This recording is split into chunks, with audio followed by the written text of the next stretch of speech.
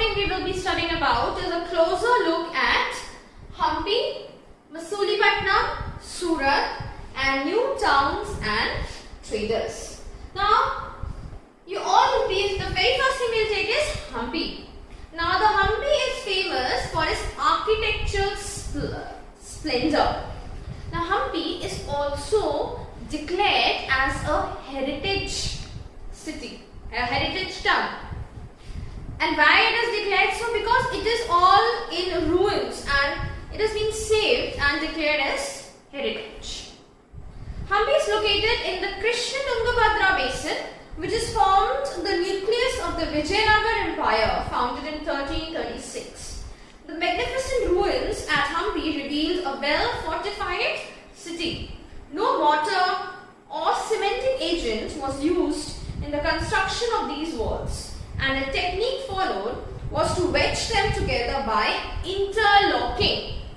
Now, in today's time, or in we're not talking about the Hampi time, but before that also, we saw about the first civilization. In that, we saw that they used bitumen to bind the material so that it becomes we can say water resistant, right? But when we talk about Hampi, that was 1336, why it is so architectural splendor? Because the technique that is used in making walls is exceptional. Now, can you imagine, without using mortar or cement, the binding agent that is used to make a wall so that the bricks are in place are not used in these walls. It is the city was a fortified town. Now, how then the bricks were attached? So they were attached in such a way that they were like interlocking. You know what is an interlock? That means something. If I make a diagram, that means you can see something like this, right? That means it has an interlocking. Understand? That means it has an interlocking so that the wall shouldn't fall. So that is how it is made. So the architecture of Hampi was distinctive.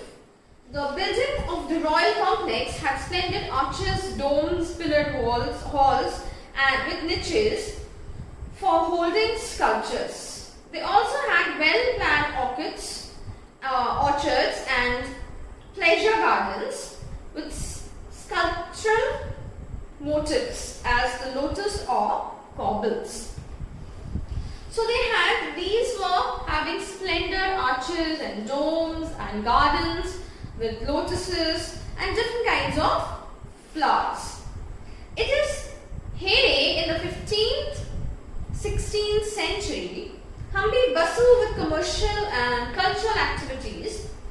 Muslim merchants, chettis and agents of European traders such as the Portuguese thronged the market of Hampi. Now you all know that Hampi is located in the Krishna Tungabhadra basin, that means near a river. And it is, if you are near the river, means navigation is easy and people can travel from the other countries also.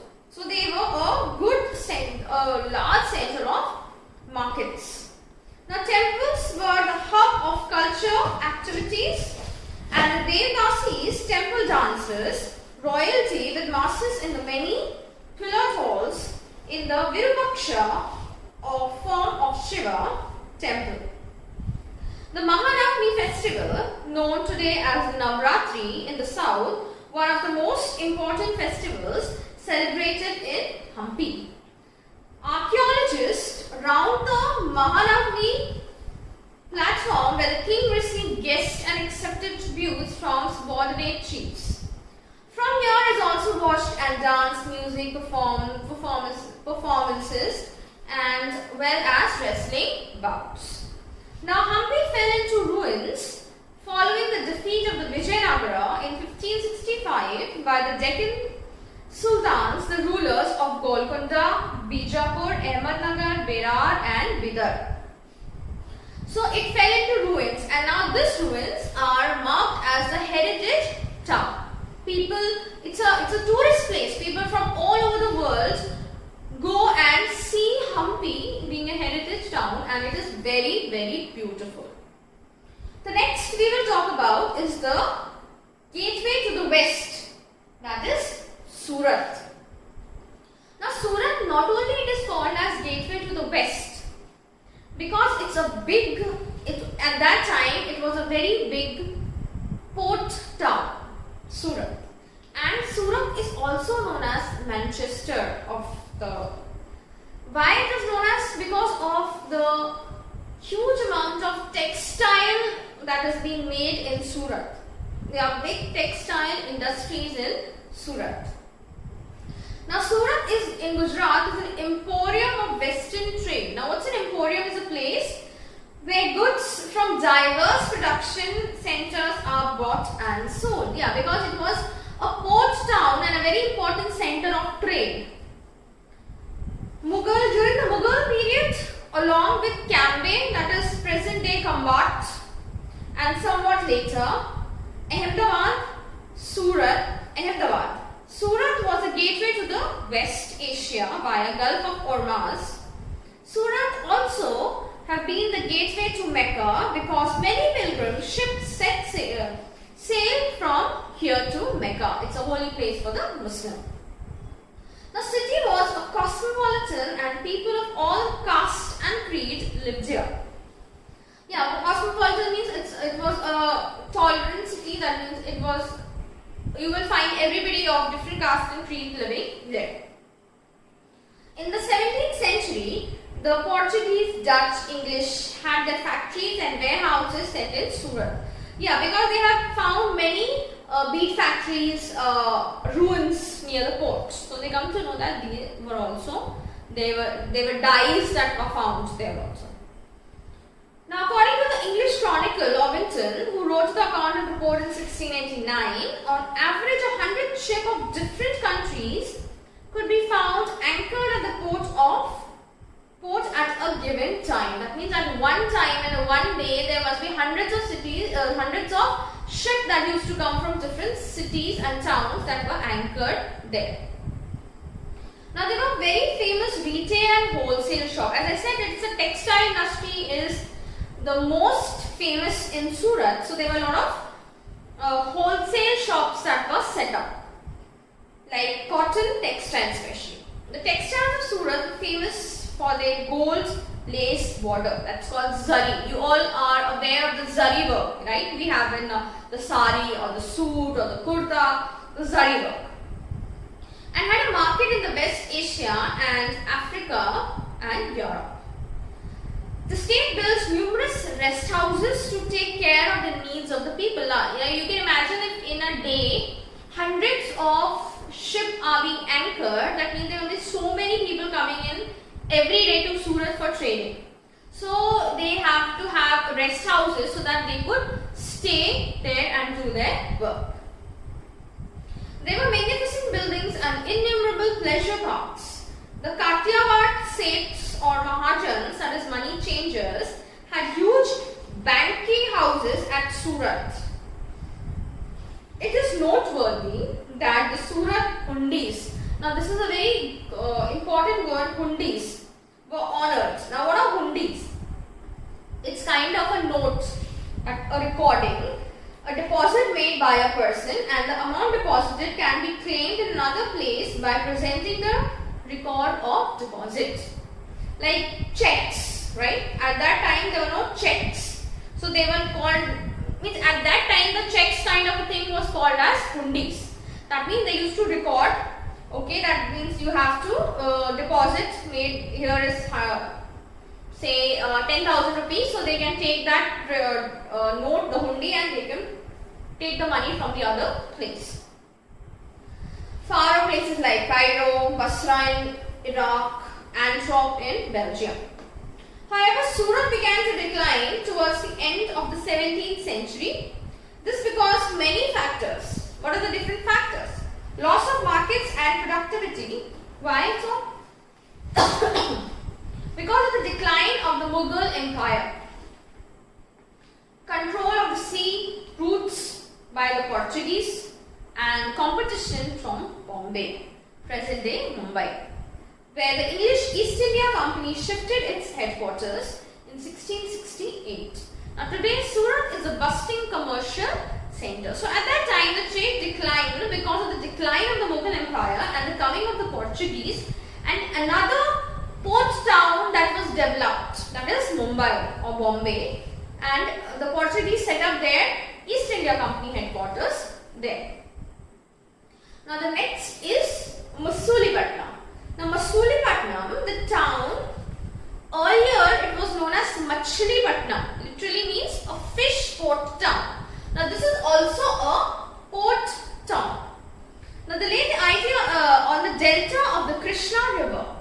In the 17th century, it was a center of intense activity. Now again, because it's a port town, there were a lot of ships coming in and a lot of activities, everyday activities. Now both Dutch and English East India companies attempted to control Masulipatam as it became the most important port in Andhra Pradesh. The fort at the Masulipatam was built by the Dutch. The Qutub Shahi rulers of Golconda imposed royal monopolies on the sale of textiles, spices and other items to prevent the trade passing completely into the hands of the East India Company. So the East India Company used to take a lot of control over these.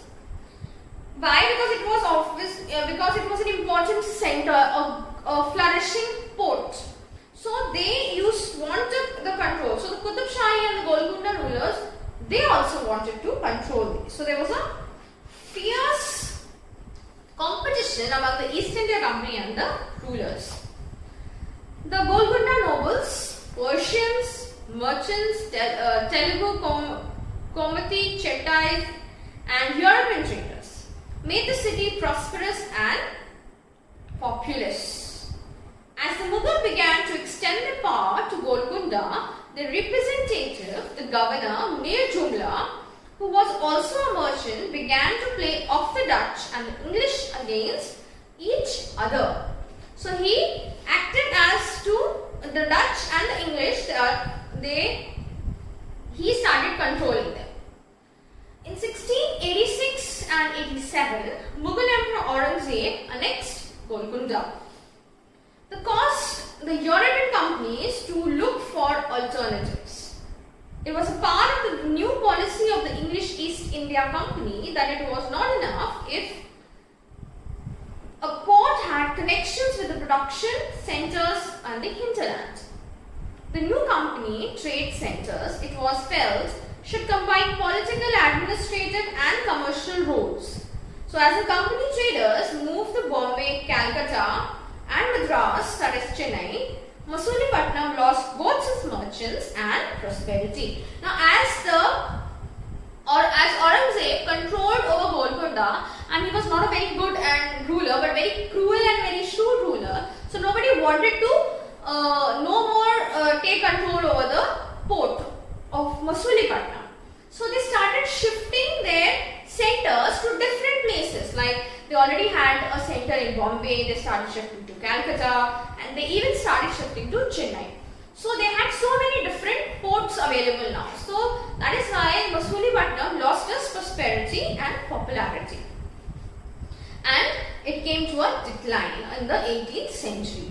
So being today nothing more than a dilapidated little town. So it is not any more famous for trading but as just a small town. New towns and traders. Now as we saw about Hampi, Masulipatam, Surat, how they came to a point of prosperity. They developed with a lot of power they had a lot of money, lot of prosperity, lot of popularity, and how they declined slowly when the East India Company took over different parts. So now how new towns and traders developed. Now in the 16th and the 17th century, European countries were searching for spices and textile. Yeah. Because in Europe, spices and textiles are something very much in need. Like the Britishers also, when they came to India, before they Portuguese and the Dutch, when they came to India in the time of Shah Jahan, they all wanted to do trade of textile and spices that were readily available in our country, which had become very popular both Europe and West Asia. The English, Dutch, the French formed East India companies in the order to expand their commercial activities in the East. Now what they used to do is that they used to take the textile, the raw cotton from here, and they had a lot of industries and machines. So they used to make finished products, and they came back to India and sell those finished products at double the price. So that's like we had these Swadeshi movement where we started discarding the clothes that were made from the Western countries. So they wanted to expand their activities in the East. Initially, great Indian traders like the Mullah Abdul Ghaffur, V.G. Vora, who owned a large number of ships, competed with them. However, the European companies used their naval power to gain control of the sea trade and forced Indian traders to work as their agents. Like they never took full control. They had to be worked as the agents. Ultimately, the English emerged as the most successful and commercial and political power in the subcontinent. The spurt in demand for goods like textile led to a great expansion of craft, spinning, weaving, bleaching, dyeing. Yeah, because they all were related to doing textile industry. Like there were zari work, there were bidri work, they were dyeing clothes, and they were spinning, cleaning, making cotton, weaving, growing cotton. All were done. Now, taking them out, the Indian textile designs became increasingly refined. However, the period also saw a decline of the independence of craft persons. Now, these craft persons have to work. They were now no more independent. They have to work under an agent. They now began to work on a system of advances, which meant that they had to weave cloth, which was already promised to European agents. That means they were no more independent and free to do what they wanted to do, but they had an order. Like the Europeans used to give order to the agents, to the big companies, and then they used to do according to the order that they had to fulfill to the Europeans. Weavers no longer had the liberty of selling their own cloth or weaving their own patterns. They had to reproduce the designs supplied to them by the company agents. The 18th century saw a rise of Bombay, Calcutta and Madras, which are nodal city today. Crafts and commerce underwent major changes as merchants and artisans such as weavers were moved into the black towns established by the European companies within these new cities. Now the blacks or native traders and craft persons were confined here, where the white rulers occupied their superior residence of Fort St. George in Madras or Fort St. William in Calcutta. So now here the blacks are called as the Indians, and the whites are the Britishers or the Portuguese or the Dutch. So they were living we were doing the work, the weavers were doing the work, the agents were fulfilling the orders, and the whites were having a nice time and they were living in big forts. The story of crafts and commerce in the 18th century will be, now this you will study in the next, that is in the 8th class, after what happened after all these stories that we heard about the East India Company and how the Britishers came and took over the different ports of India. So I hope you have understood the chapter well and seen both the videos. So read the chapter and mark the answers and write in your notebook. Thank you.